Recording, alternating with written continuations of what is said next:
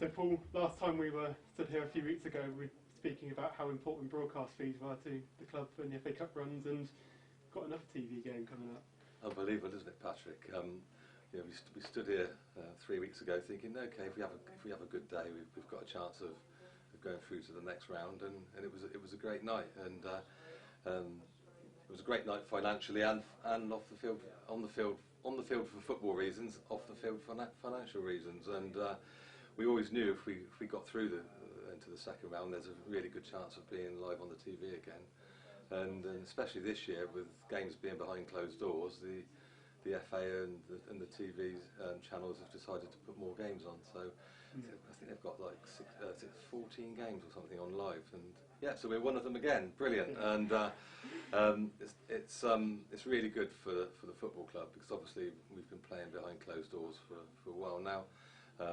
The bar's closed, and all the income streams to the football club have been shut. So a live TV game brings in some much needed cash. I was going to ask you actually about the fans coming back in the ground, and I mean, you must be delighted that they can come back, but there's probably quite a lot of work to do before it'd be safe to get them back in. Yeah, it's really strange, isn't it? You know, we've got a game on Sunday at Shrewsbury where we're behind closed doors again, in a stadium that can hold thousands of people, and then 3 or 4 days later, potentially you're going to see 4,000 people in some stadiums. For us, we've got to wait and see what the National League say. The National League are going to be putting together what the rules are. Potentially, we would be allowed to have 1,000 people in the stadium, but there's going to be obstacles to overcome. We've got to make sure that social distancing is maintained. We'll have to bring more staff in to make sure we keep everybody apart.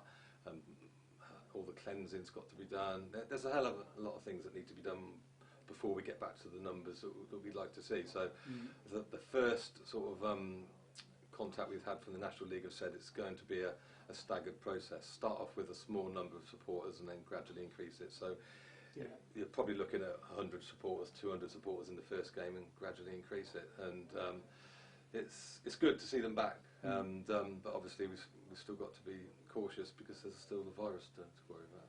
Yeah. Going back to the Northampton game and the very impressive performance that you put in that day, I mean, as a club secretary, your phone must have been red hot with messages after that. I think it's straight from the final whistle. Actually, my phone was going mad. It was on, whether it was on Twitter, Facebook, LinkedIn, messages on the text. It was unbelievable. It was going so many messages coming in that I didn't answer most of them to the following morning. There was just too many, and of course every time you answer one, then you get a response back again. And I think it wasn't just the fact that we'd won the game; it was the manner of the victory. You know, we played so well that evening, and if you were a neutral supporter watching the game, you couldn't tell which was the Football League team and which was the non-league team. It was that good. I think it was a combination that Northampton had an off day, we had a really good day, and that's what we're hoping for again this Sunday, isn't it?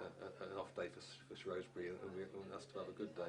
But yeah, it was really good to get so many messages of support, and I think we've won a lot of supporters, some new supporters that maybe wouldn't have been Oxford City fans, that now might consider coming to watch us when the fans come back, because even when we don't win games at the moment, we're still putting on a good show. You know, we play good football, and that's thanks to David that we're doing that. Okay, the results haven't quite gone the way we've wanted in the last few games, but we look like we're going to score goals in every game, and hopefully that will keep going, and maybe this Sunday they might start going in.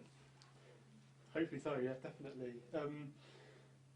Possibly one of the very slight downsides of being a club secretary during a massive cup run is all of the rearranged fixtures that you've had to do in the last couple of weeks. I think the last one was announced this week, so yeah, I guess that's one downside to being a club secretary at this time, is it? Yeah, it's been an absolute nightmare.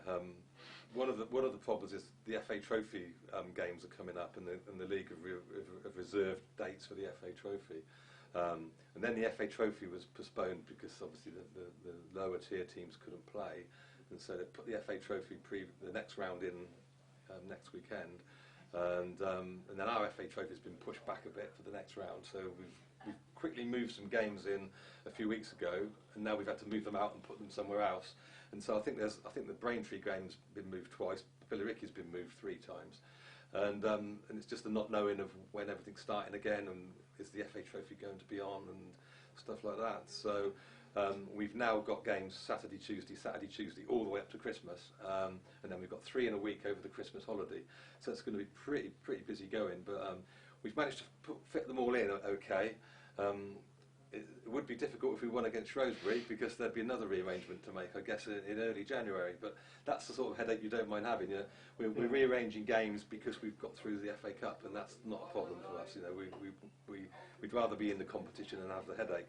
It does present other problems though. You know, we've got a very small squad, and we've got to try and keep them all fit. And trying to play 8 games a month is going to be a challenge for us. But we're up for it, and. Fingers crossed, we'll keep the good run of form going, and maybe the results will start turning our way. Have you allowed yourself to dream a little bit yet about a third round opponent, or just in case the result comes through? It's interesting, isn't it? Third round, you wouldn't think Oxford City third round of the Cup, and we were talking a few weeks ago. You know, the last 4 years since Justin and I took over running the club, we've done the first round twice, we've done the second round twice now, and the only thing we haven't done is get to the third round, and that would be unbelievable for the football club if we could get to the third round of the FA Cup. I don't know what the statistics are on non-league teams getting to the third round. It does happen. I don't think it happens every year, but it's the dream of the FA Cup is get a third round draw at home to a big club, or away to a Liverpool, Man United, or Tottenham, or Arsenal, or Chelsea.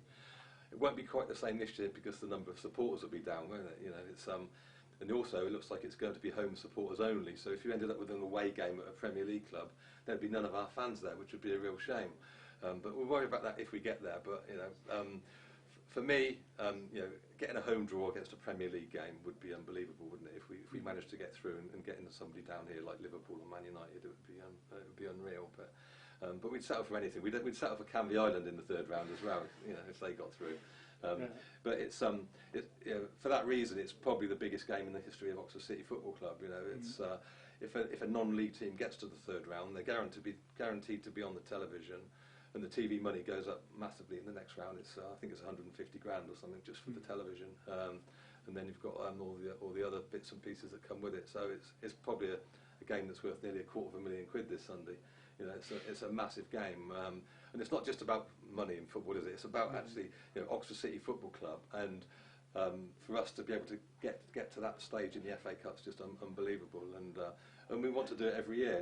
You know, we've been getting into the first round and the second round, and we've said, oh, at some point in time maybe we'll get knocked out early, but you know, 4 years running now we've got there.